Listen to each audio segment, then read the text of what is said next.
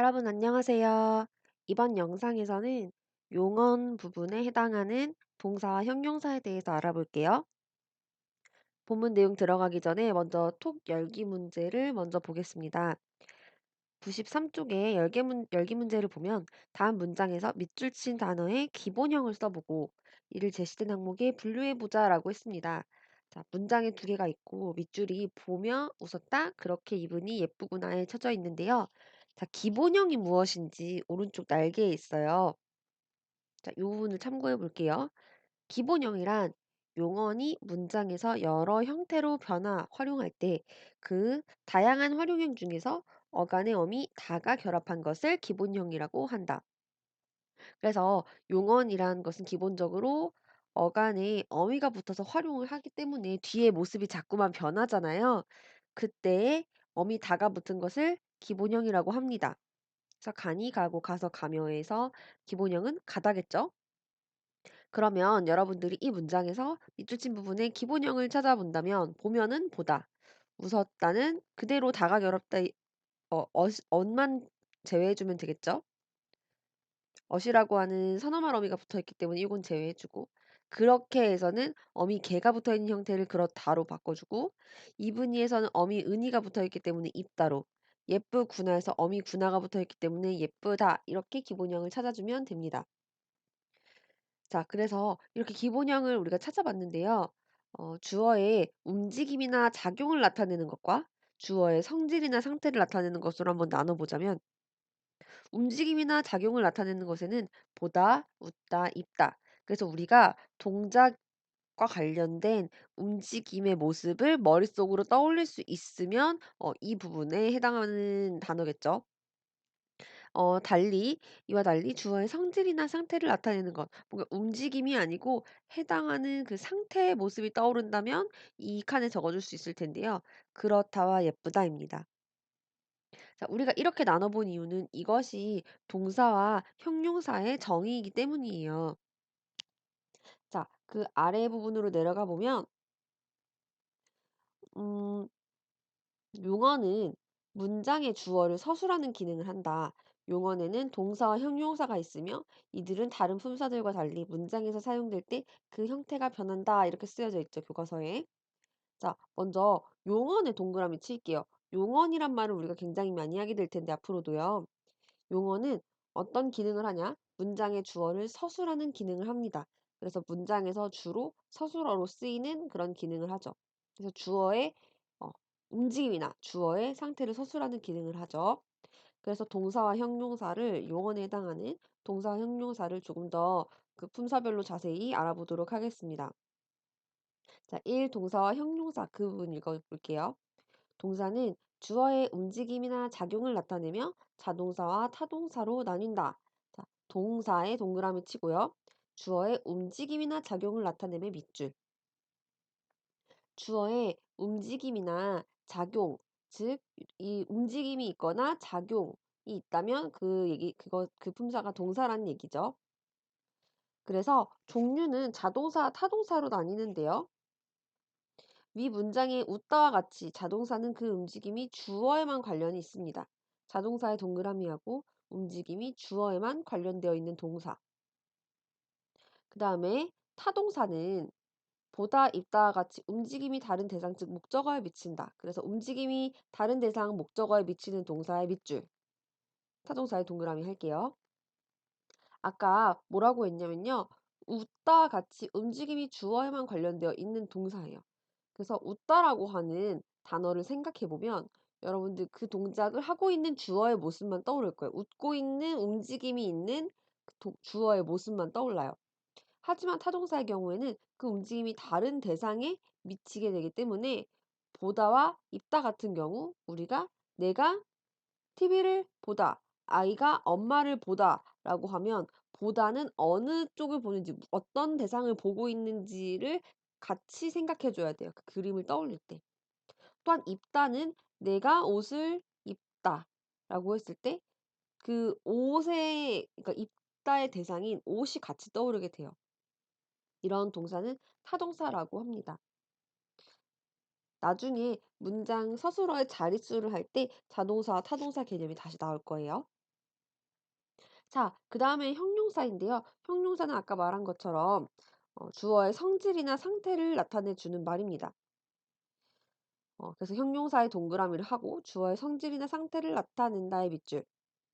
종류는 성상 형용사와 지시 형용사가 있습니다. 이 문장이 예쁘다와 같은 성상 형용사는 주어의 성질이나 상태를 나타낸다. 자, 성상 형용사의 동그라미 치고 성질이나 상태를 나타내는 형용사의 밑줄.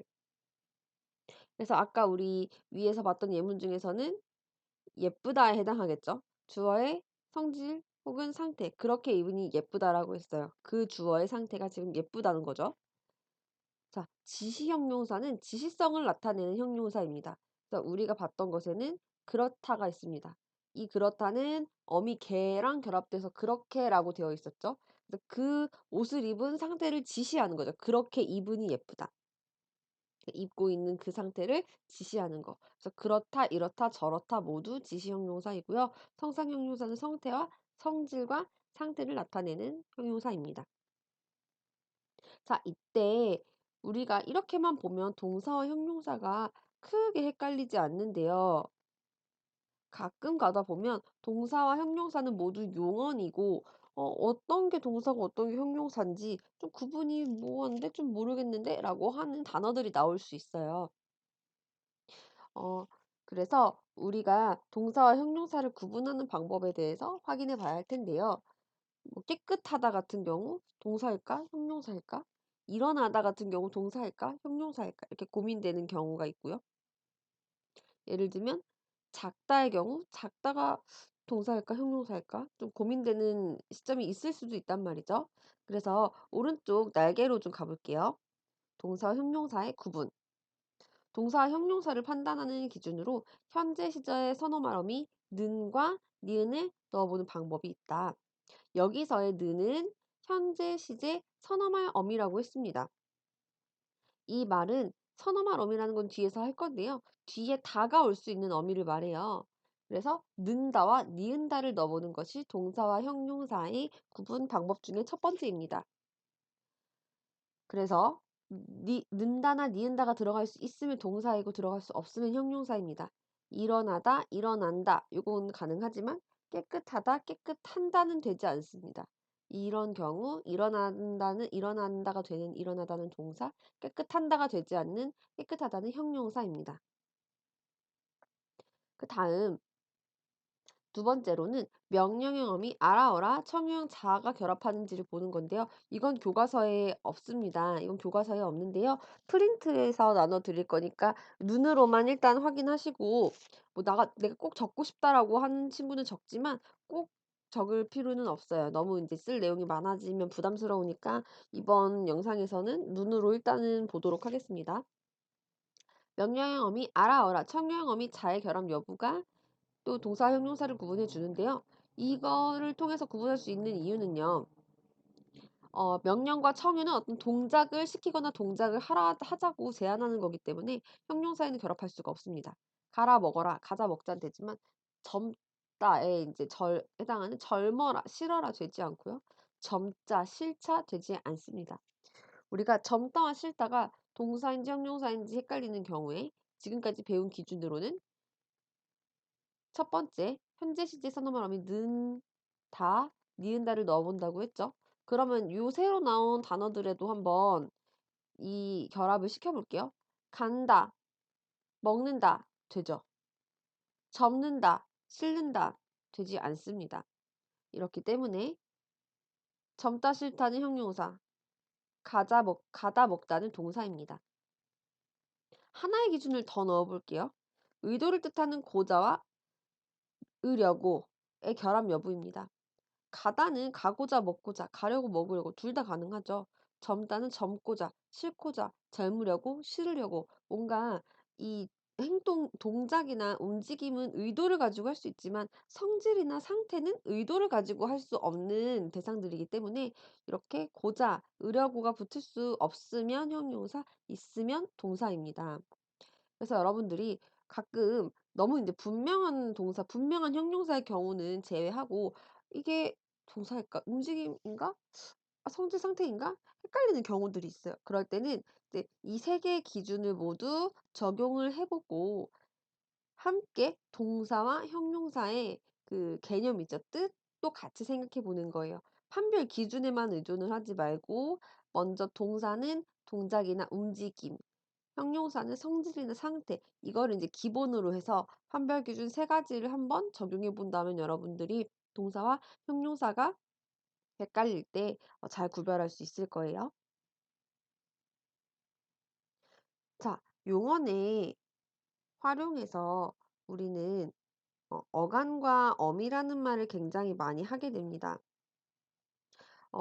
어간이란 것은 지난번에 제가 수업 시간에도 얘기했었는데요. 용언이 문장에서 쓰일 때 형태가 변하지 않고 고정된 부분입니다. 그래서 어간 어미는 용언의 활용 단원에서 나오는 개념이에요. 어간은 용언이 문장에서 쓰일 때 형태가 변하지 않고 고정된 부분, 먹다, 먹고, 먹어서, 먹으니에서 먹에 해당하는 부분입니다. 어미는 어간 뒤에 붙어서 변하는 부분이에요. 그래서 여러분 교재에 93쪽에 한번 요것도 다 표시해 줘야겠죠. 어간. 문장에서 쓸 때 형태가 변하지 않고 고정된 부분의 밑줄 어간의 동그라미, 그리고 그 뒤에 붙어서 변하는 부분의 밑줄 어미의 동그라미.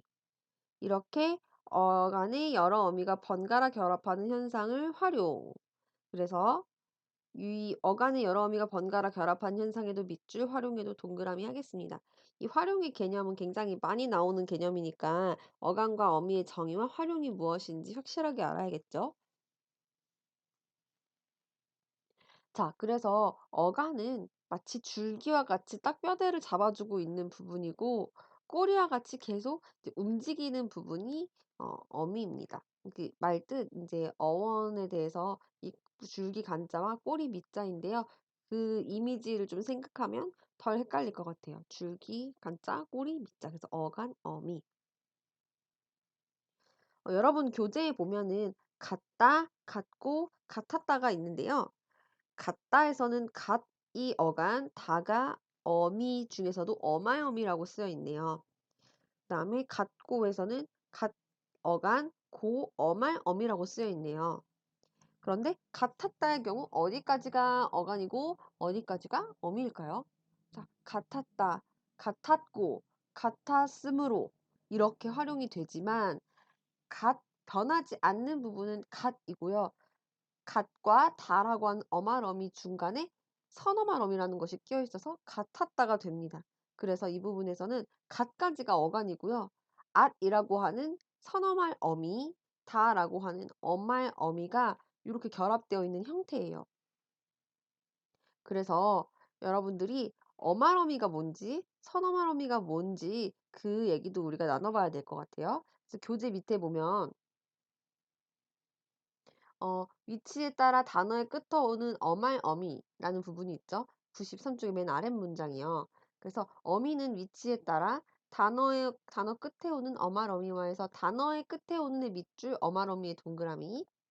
그다음에 어말 어미 앞에 오는 선어말 어미에서 어말 어미 앞에 오는 의 밑줄 선어말 어미의 동그라미를 해보겠습니다. 자, 어말 어미, 선어말 어미에 대한 조금 더 알기 쉬운 설명을 위해서 이 책을 읽었다라고 하는 예문 하나를 좀 분석해 볼 건데요. 아까 우리 같았다와 마찬가지예요. 읽었다라고 하는 얘기가 있을 때 읽다가 이제 활용된 경우죠. 읽다가 활용됐는데 활용은 이제 어간에 어미가 붙어서 자꾸 변하는 거라고 했어요. 그때 읽었다를 분석해 보면 읽이 변하지 않는 어간이죠. 그럼 선어말 어미가 다가 어말 어미입니다. 그래서 이 어간이고 엇과 다가 모두 어미인데 그중에서도 선어말 어미와 어말 어미, 여기엔 어미가 두 개가 붙은 경우인 거죠. 자, 어말 어미는 단어의 끝에 오는 어미입니다. 그래서 이렇게 하나의 단어가 있을 때 가장 마지막에 말 끝에 오는 어미를 어말 어미라고 하는 겁니다. 그런데 선어말 어미는 어말 어미 앞에 온다는 거죠. 그래서 여러분들 이제 교재에 밑줄 치고 동그라미 한 것처럼 어말 어미는 말 끝에, 선어말 어미는 어말 어미 앞에 그러니까 즉 형태를 보면 어간과 어말어미의 가운데에 끼어 있는 경우인 거죠. 익, 어간, 익과 같이 어간은 형태가 변하지 않고 고정된 어, 말이라고 합니다. 그래서 어간은 우리가 그냥 알고 있는 그 동사나 형용사의 그 어간을 생각하면 되고요. 엇과 같이 선어말 어미는 시제나 높임말 등을 나타내는 그런 어미예요. 그래서 우리가 아까 전에 동사 형용사의 판별 기준에서 선어말 어미 니은이나 는을 붙여본다라는 말을 했었죠. 그때 여기에 선어말 어미 는이나 니은을 넣어본다면 여기에서는 지금 앞말의 받침이 있기 때문에 읽는다가 되겠죠. 그래서 익 플러스 는 플러스 다 이렇게 해서 현재 시제에 선어말 어미 는을 붙여볼 수도 있고요. 그 다음에 높임말에 선어말 어미 시가 있습니다. 주체 높임 선어말 어미 시가 있는데요. 시는 앞말에 받침이 있으면 으시 이렇게 중간에 으가 들어가게 돼요. 그래서 읽으시다 이렇게 되겠죠. 선어말 어미 중간에 그러니까 어간과 어미의 중간에 으시가 들어가게 됩니다.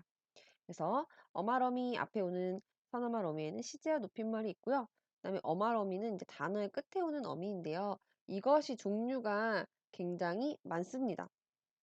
그래서 세 가지로 분류할 수 있고 종류도 많아서 여러분들 책에 있는 이 설명을 조금 보기 쉽게 표로 정리해 봤어요. 여러분들 이것도 쓸 필요가 없고 나눠 줄 거니까요. 그리고 뒤에 어미 뒤에 문장 종류에서 조금 더 자세하게 할 테니까 일단 어말어미에 이런 것들이 있구나라는 정도만 눈으로 확인해 보는 거예요. 자, 요거는 활용해서 그 우리 교재에 보면 어말어미는 다시 기능에 따라 종결어미, 연결어미, 전성어미로 나뉜다라고 했습니다. 그러니까 크게 종결어미, 연결어미, 전성어미로 나뉘고요. 지금 94쪽의 첫 번째 문장 읽었습니다. 자, 다, 니 등의 종결어미는 문장을 끝맺는다라고 했습니다. 종결어미 니와 다가 포함된다는 얘기인데요. 문장을 끝맺으면서 문장의 종류를 결정하는 종결어미가 있어요. 그래서 형사형 어미 뭐뭐다. 그리고 의문형 어미 니. 너 밥 먹었니? 너 밥 먹니? 라고 하는 어미 니. 감탄형 어미 뭐 구나라든지 명령형 어미 우리 아까 했던 알아어라 청형 어미 자 이런 것들은 모두 문장을 종결시키면서 그리고 말 끝에 오는 어미가 되는 거죠. 자, 그 다음에 연결 어미는 교과서에서 뭐라고 했냐면요. 앞문장과 뒷문장을 연결해 준다라고 했습니다. 그래서 고, 면, 아서, 어서 등의 연결어미가 있는데요. 뭐 종속적 연결어미, 대등적 연결어미, 보조적 연결어미 이런 것들이 있는데 이것은 종류는 이제 뒤에 문장 종류에 가서 그 문장 연결에 가서 할 거예요. 이어진 문장에 가서 할 거니까 요거는 이제 이런 고, 며, 아서, 어서 이런 것들은 나는 밥을 먹고 빵을 먹었다. 나는 음악을 들으며 공부했다. 이렇게 문장을 연결시켜 준다. 아까 종결어미는 문장을 끝내버렸다면 연결어미는 문장을 이어주는데 그 와중에 그 단어의 끝에 온다는 거죠. 밥을 먹고 뒤에 고 뒤에 다른 말이 붙지 않는 어말 어미라는 거죠. 그 다음에 전성어미는 기, 개와 같이 용언의 서술 기능을 다른 기능으로 바꿔준다는 얘기인데요. 그 다른 기능이라고 하는 것이 세 개. 관형사처럼 바꿔주는, 명사처럼 바꿔주는, 부사처럼 바꿔주는 걸 말하는데요. 기는 이제 명사로, 개는 부사로, 그다음에 웃는 을던과 같이 이제 관형사처럼 쓸 수 있게 해주는 전성 어미가 있고 얘네들도 모두 단어의 끝에 옵니다. 그래서 이렇게 용언이 활용될 때는 어간과 어미라는 개념이 있는데 어간은 변하지 않는 부분, 어미는 변하는 부분인데 어미에는 그 어느 위치에 오느냐에 따라서 선어말 어미와 어말 어미가 있다는 거. 선어말 어미에는 높임말과 시제를 나타내는 종류가 있는데 어말 어미는 그 종류가 더 많아서 세 가지로 분류할 수 있었어요. 문장을 끝맺어주는 종결어미, 두 문장 이상을 연결시켜주는 연결어미, 문장 안에서의 어떤 용언의 서술 기능을 다른 성질로 바꿔주는 전성어미가 있다는 거예요. 그래서 어말어미의 종류는요, 더 문장 단원에 가서 더 자세하게 할 건데, 여러분들이 우리가 어근이란 말을 많이 또 사용했어서 어간과 어근을 헷갈릴 수 있어요. 근데 이거는 확실하게 구분을 해 줘야 되는 게 두 개가 좀 다릅니다. 개념 논의되는 아예 파트가 다른 개념이기 때문에 정확하게 숙지해 줘야 될 필요가 있는데요. 어간은 동사나 형용사가 활용할 때 어미와 인제 붙어서 활용하는 부분이겠습니다. 용언의 활용에서는 어간, 어미에 대해서 얘기를 하는 거고요. 그다음에 단어를 만들 때는 어근이라고 하는 그 말의 뿌리, 그러니까 말의 중심이 되는 실질적인 어떤 뜻을 가지고 있는 이란 뜻이에요, 어근이. 그래서 어근은 접사나 혹은 또 다른 어근과 함께 단어를 만들 때 우리가 이 개념을 사용해요. 그래서 우리가 이번 단원과 같이 어미가 나온다. 어미와 어간의 결합으로 용언이 활용한다라고 하는 건 용언 단원에서, 활용 단원에서 하는 거고요. 어근은 나중에 접사나 또 다른 어근과 함께 단어를 만드는 단어의 형성 단원에서 하는 거니까 아예 두 개념, 그러니까 두 어간과 어미, 어근과 접사는 얘기하는 단원 자체가 다른 겁니다. 그래서 그 개념을 헷갈리면 안 된다는 거, 어간과 어미 어간과 어미에 대한 내용을 이번 단원에서 얘기할 거라는 걸 인제 기억을 하고, 그러면 용언의 활용해서 인제 어간과 어미 내용은 인제 여기까지 얘기해 보겠습니다. 자, 다음 영상에서는 보조 용언과 규칙 활용과 불규칙 활용에 대해서 얘기해 보도록 할게요.